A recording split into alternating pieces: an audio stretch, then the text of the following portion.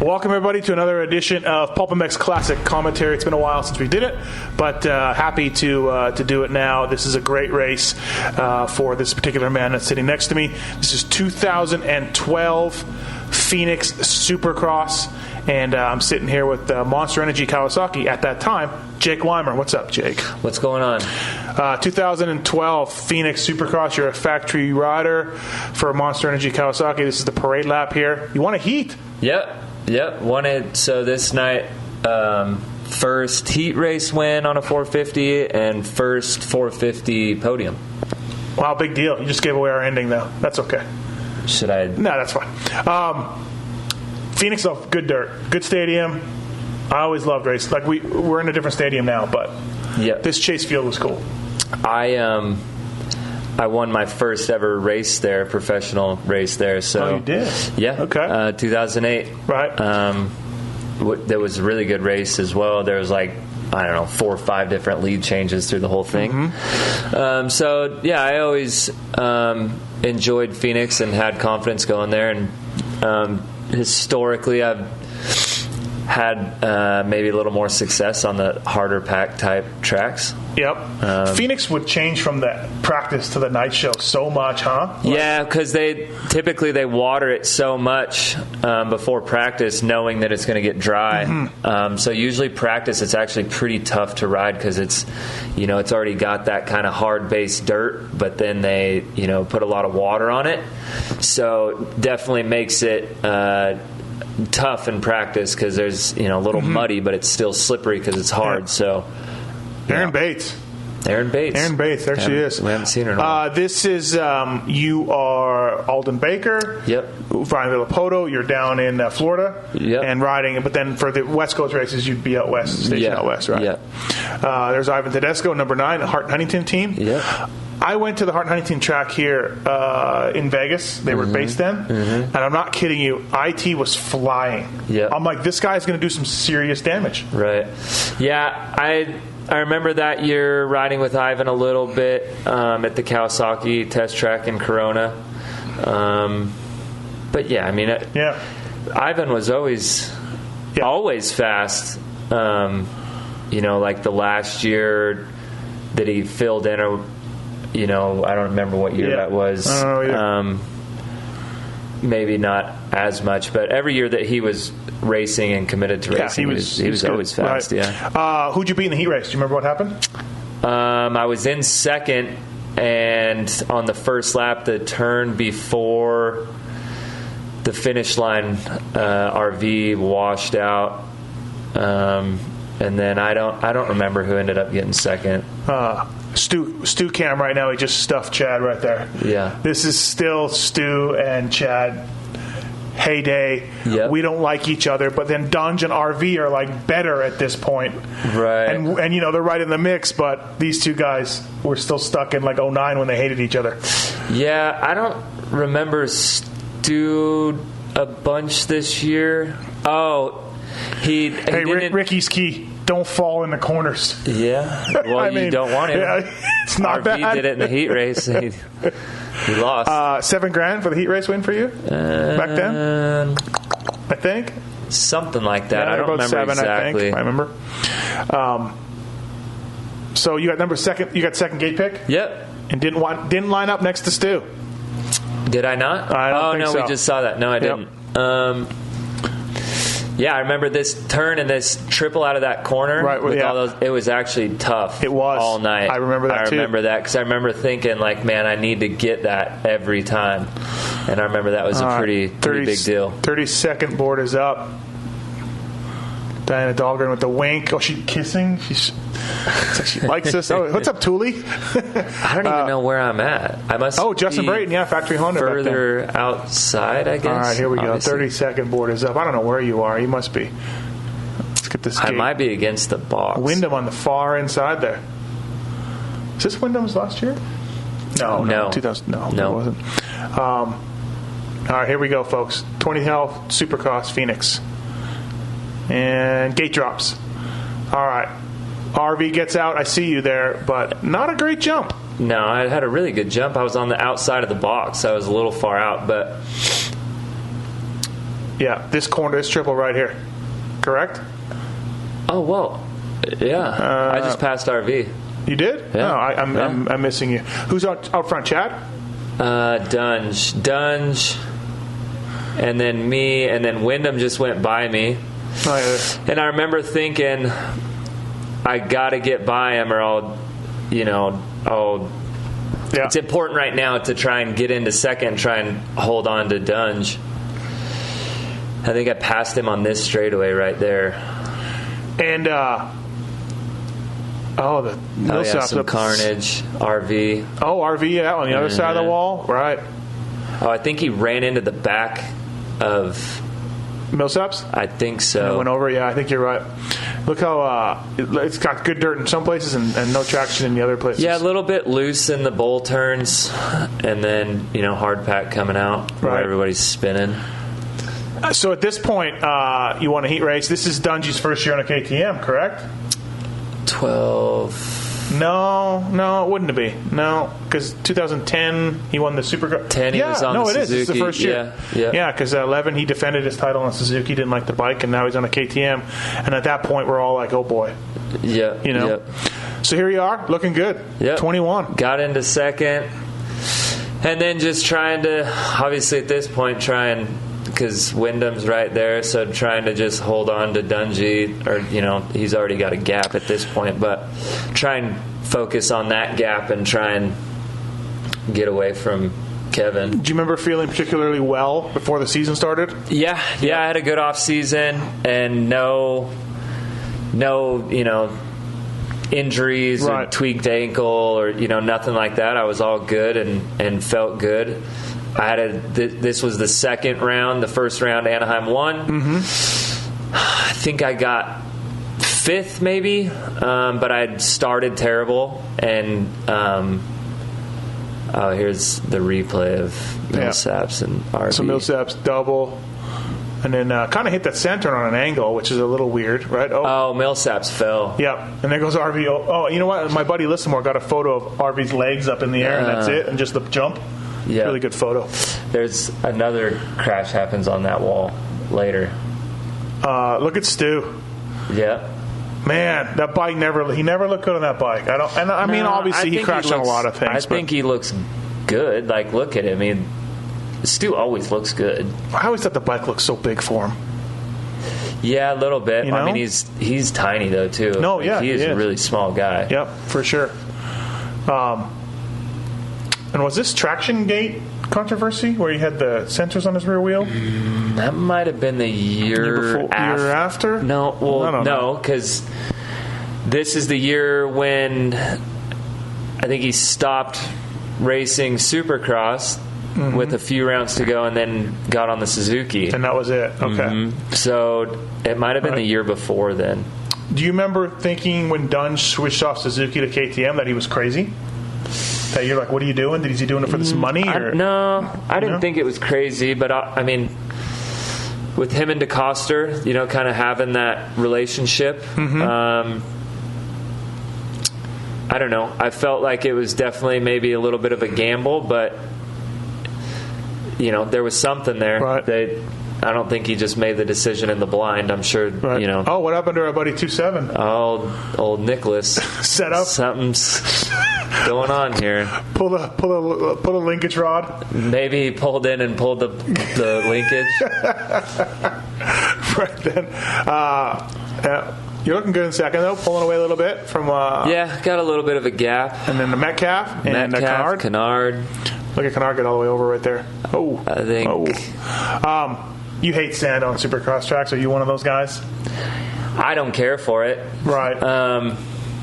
None of you guys do. Not really a big deal. I particularly don't like when it's in a 180 corner or a switchback because it makes it one line. Nobody's going to pass. Yep. But I think if they do sand, it needs to be either, kind of how it is here, how it's a sweeper and you can kind of move around, or a long straightaway. Right. That'll develop and get rough and people can move around. Sure. So I think it can be done. I think you just got to do it the right way. Look at these two. 22 and a 7. Finding each other. Yeah. This is Chad getting some factory Honda now stuff. The year before he was on his own. Yep. And now he's got some factory Honda help and everything. This was the second or third time he'd been written off already. Right.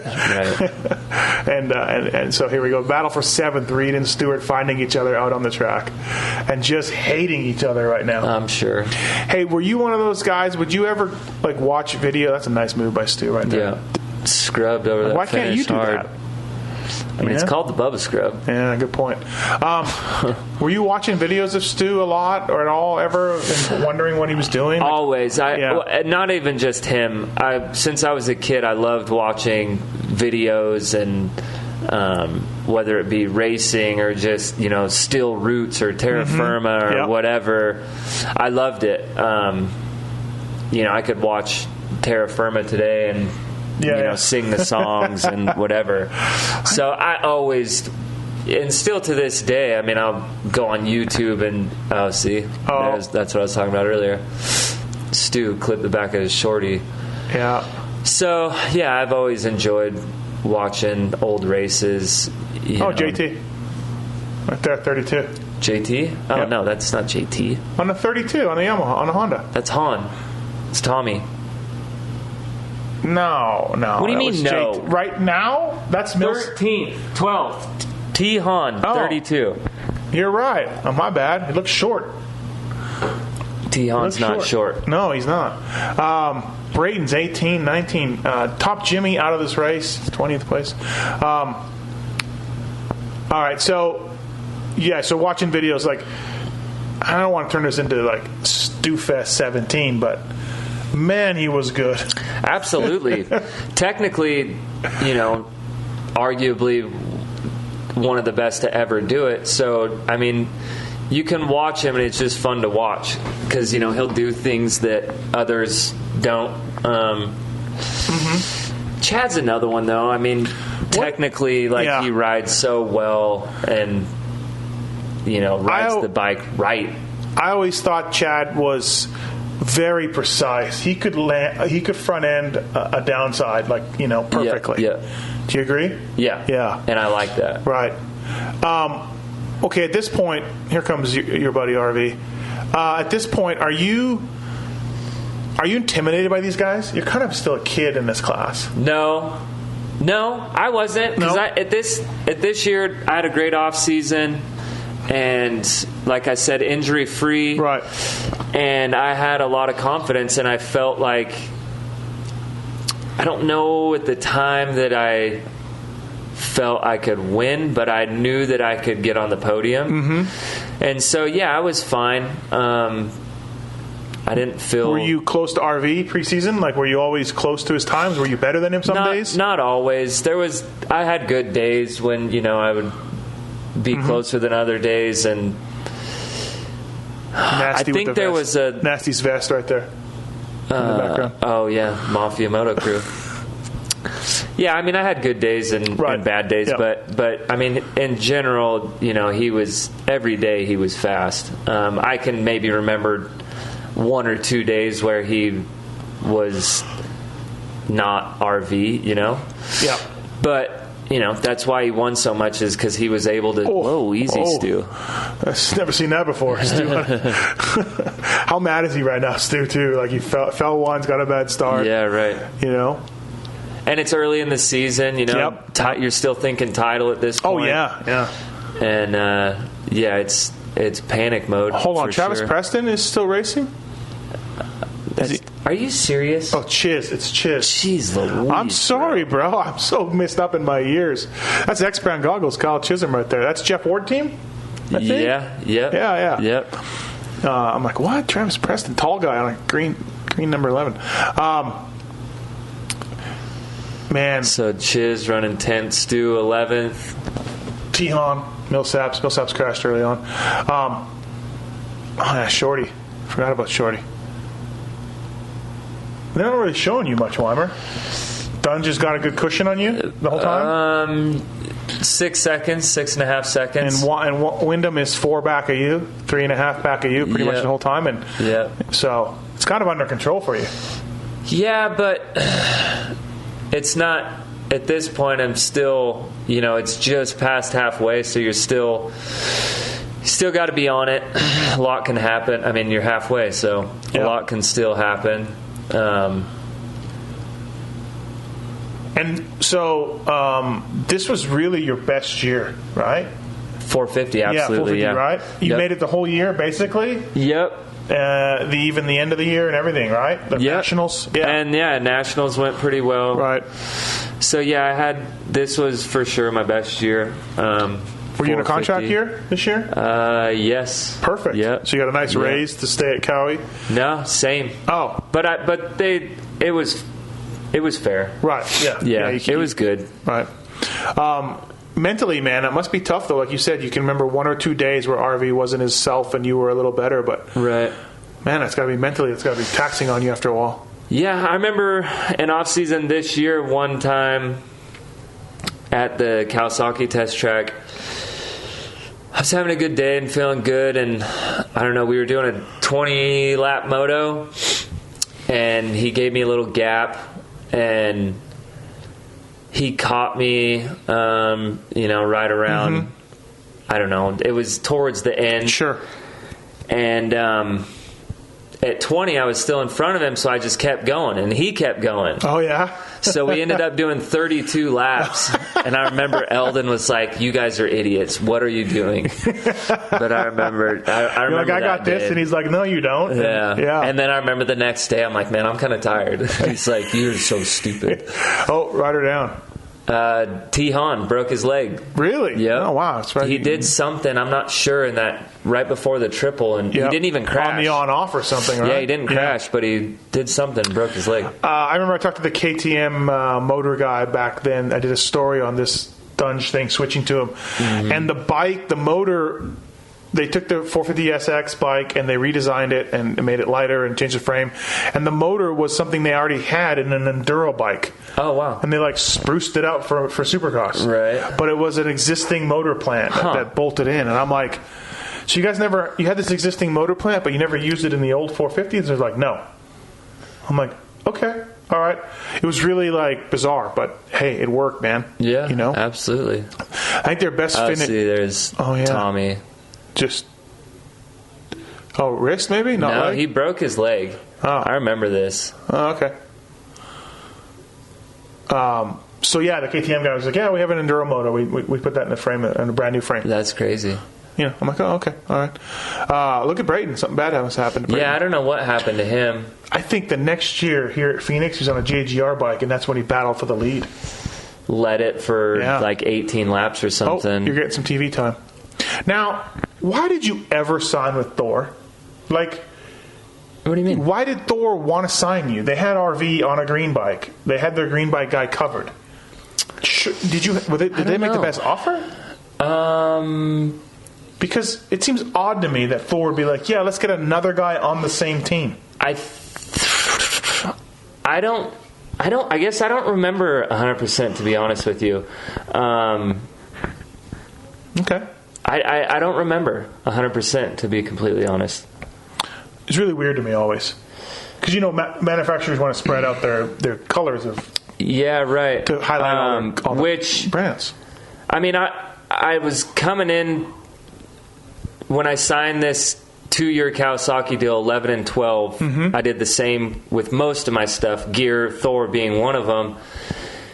And I was coming off some success, and so I think, that was part of it, that people, I was in a pretty good spot. Right. But after this year, which was a good year for me, I ended up switching. There's that triple. Yep. I ended up switching gear brands. And it was, they had made me an offer, but it was... Answer? Yeah. Yep. So Thor had made me an offer, but it wasn't as good. Flashback here. That's 2006. I was there. I crashed in the first turn. Geico? Yep. Yeah? Yep. All right.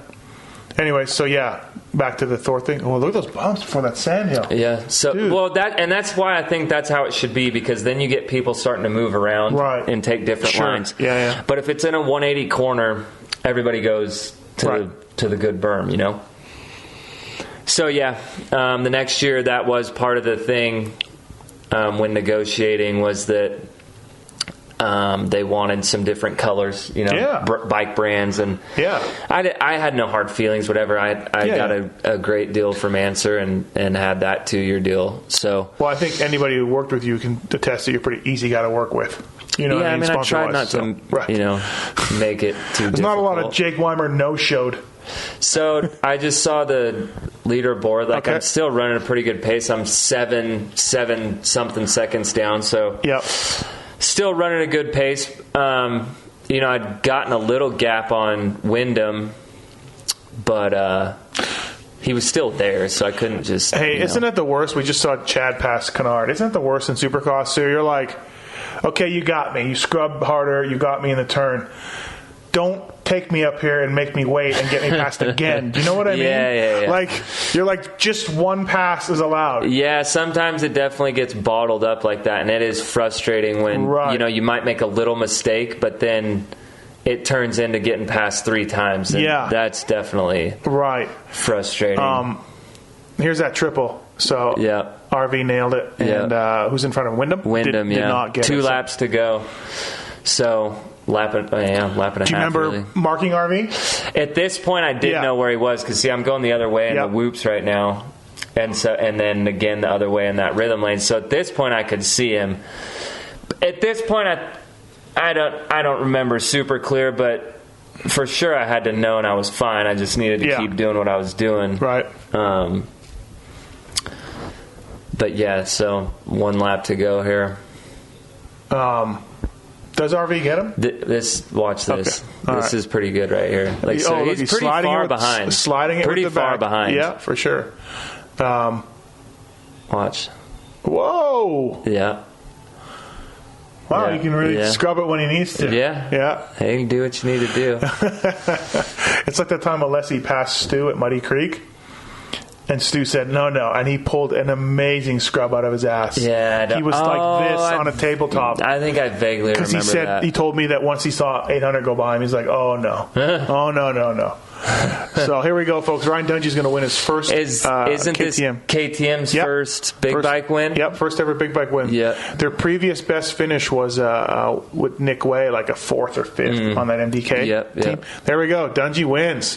And what people said couldn't be done was done. Look at, they don't show you over the finish. They just show that number don't one worry guy. about that. Yeah, don't worry about that guy.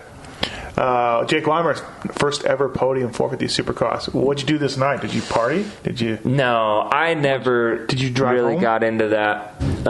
No, I stayed in Phoenix and drove home the next day. I don't. For some weird reason, I've flown. So I've raced Phoenix. I don't know. Mm-hmm. Yeah. However many times. Yeah. I've 15 flown there. or something. No, not 15. Okay, sorry. I've driven there. Well, I've flown there one time. Yeah. To race. Right. Everybody's happy for Dunge here. Oh, there goes Hammer. $30,000 bonus? $50,000? It wasn't 50. It was probably around 30. I'm not. It was right around there somewhere. So heat race. I remember that night thinking, "Oh man, I wonder what I made tonight." Yeah. And I had to look because I wasn't 100%.